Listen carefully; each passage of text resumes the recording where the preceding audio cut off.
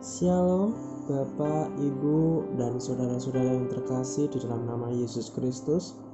Salam sehat bagi kita semua.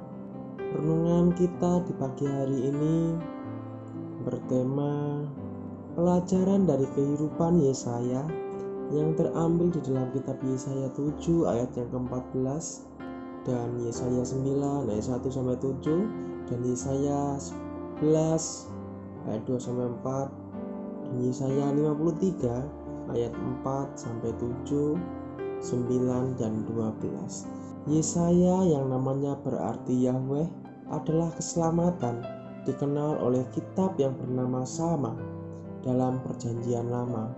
Tulisannya penting dalam kaitannya dengan nubuat yang telah ia terima tentang sosok Mesias yang akan datang.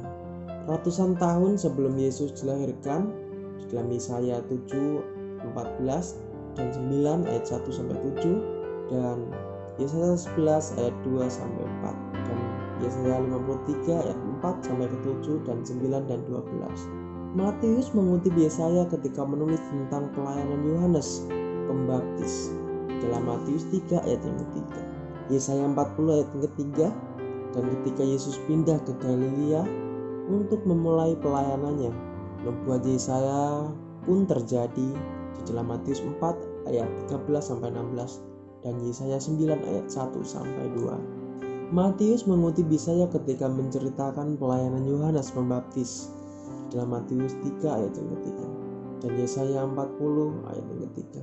Dan ketika Yesus beranjak ke Galilea untuk memulai pelayanannya, digenapi di dalam Matius 4 ayat 13 sampai 16 dan Yesaya 9 ayat 1 sampai 2. Yesus mengutip nubuat Yesaya ketika berbicara dalam perumpamaan di dalam Yesaya 6 ayat 9 dan dalam Matius 3 ayat 14 sampai 15. Dan Rasul Paulus membahas nubuat yang sama ketika dirinya berada di Roma di dalam Kisah Para Rasul 28 ayat 26 sampai 27.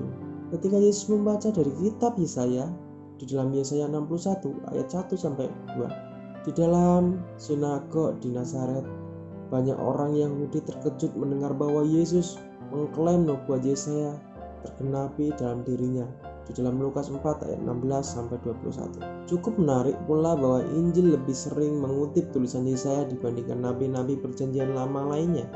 Tentang pribadi Yesaya tidak banyak yang tertulis. Kita tahu bahwa beliau adalah putra dari Amas dan ia menikah dan mempunyai anak-anak di dalam Yesaya 1 ayat yang ke-1, Yesaya 7 ayat yang ke-3 dan Yesaya 8 ayat yang ke-3. Meskipun kenabian Yesaya diperhatikan dalam kitab-kitab Raja-Raja dan Tawarikh, kemungkinan besar dirinya bertugas sebagai imam karena ia menerima panggilan Allah ketika berada di bait di dalam Yesaya 6 ayat yang keempat, tepat yang dibatasi untuk kaum imam saja. Pengurapan yang ia terima mirip dengan yang diperoleh oleh Nabi Yeremia di dalam Yeremia 1 ayat 9 dan Yesaya 6 ayat yang ke-7. Bersama rekan seangkatannya Nabi Mika, Yesaya melayani di kerajaan Yehuda di selatan selama pemerintahan 4 raja berbeda. Pada zaman pelayanan Yesaya, Yehuda merupakan bangsa yang fasik dan berdosa. Meskipun demikian, Yesaya percaya bahwa Yehuda adalah bangsa terpilih Allah dan pada akhirnya nama baik Merak akan dibersihkan oleh Allah dengan dukungan Mika dan Raja Hizkia yang saleh.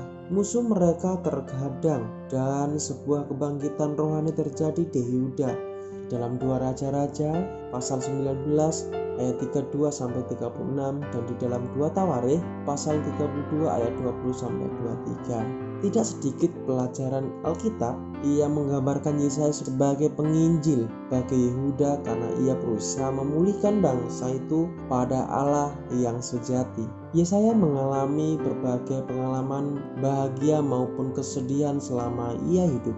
Kesetiaannya kepada Allah dihargai dengan berbagai mukjizat luar biasa. Allah mengabulkan doa Yesaya ketika matahari bergeser 10 langkah ke belakang sebagai tanda bagi Raja Hizkia bahwa Allah akan menambahkan 15 tahun pada usianya di dalam 2 Tawarikh pasal 32 ayat 24. Namun, Yesaya juga menghabiskan waktu 3 tahun tanpa busana dan tanpa alas kaki dalam ketaatan kepada Allah sebagai tanda dan alamat terhadap nasib Mesir di kemudian hari. Di dalam Yesaya 20 ayat yang kedua sampai keempat, Mika, rekan Nabi seangkatannya, juga melakukan hal yang sama di dalam Mika 1 ayat yang ke-8.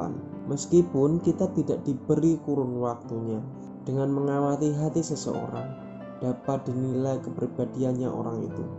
Dan Yesus mengajar bahwa ucapan seseorang adalah luapan dari hati seseorang.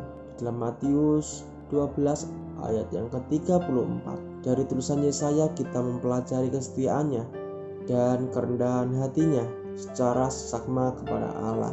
Ia juga sangat menghormati tata kerajaan dan pribadi-pribadi yang melayani Raja Hizkia yang sangat tampak ketika krisis melanda. Berbagai mahakarya seni dalam bidang lukisan, musik, dan puisi berasal dari orang-orang yang hidup dekat dengan Allah, dan Yesaya adalah salah satu dari mereka. Ia menguasai bahasa Ibrani karena tulisan Yesaya salah satu yang terindah di dalam Alkitab, meskipun kitab Yesaya ditulis lebih dari 2500 tahun yang silam. Membaca keseluruhan kitabnya dapat memperkaya kehidupan Kristen kita dengan hikmat. Tampaknya Yesaya adalah pria yang merahasiakan kehidupan pribadinya. Di zaman ini, ketika kita bertatap muka dengan pembicara ternama, seringkali kita dikecewakan oleh sikap angkuh mereka. Namun, seperti halnya dengan Yesaya, kita dapat belajar bahwa pelayanan mereka bertujuan mengarahkan orang kepada Allah, bukan kepada diri mereka sendiri. Meskipun ia bungkam terhadap kehidupan pribadinya, dampak dari pelayanan Yesaya membuatnya ternama. Pada akhir zaman seperti ini, kita harus menggunakan setiap ucapan kita dengan baik dan berfaedah bagi kerajaan Allah. Dari gaya hidup Yesaya kita belajar bahwa ketika Allah menggenapi sebagian rencananya melalui kita, haruslah kita pastikan semua kemuliaan tertuju padanya. Selebihnya, pelayanan Yesaya tampaknya diwarnai oleh hubungan yang dekat dengan orang-orang saleh lainnya, seperti Mika dan Raja Hizkia. Melayani seorang diri membuka pintu pada berbagai kelemahan, namun ketika kita dipersatukan oleh Roh Kudus, Allah dengan anggota tubuh Kristus lainnya dalam persekutuan dan doa, pelayanan kita lebih efektif karena kita dilindungi oleh sesama kita. Amin. Selamat pagi, selamat beraktivitas. Tuhan Yesus memberkati kita semua. Mari kita bersatu di dalam doa. Terpuji-pujilah namamu, Allah yang kudus, di dalam kehidupan kami. Kami bersyukur kami boleh bersama-sama merenungkan sebagian sabda kebenaran firman-Mu pada pagi hari ini. Berikan kami hikmat, kekuatan ya Bapa, hingga kami boleh melewati hari-hari penuh dengan sukacita dan perlindungan-Mu. Kami mau mengawali aktivitas kami Tuhan dengan penuh ucapan syukur yang daripada Engkau. Hanya di dalam nama Bapa, Putra dan Roh Kudus. Haleluya. Amin.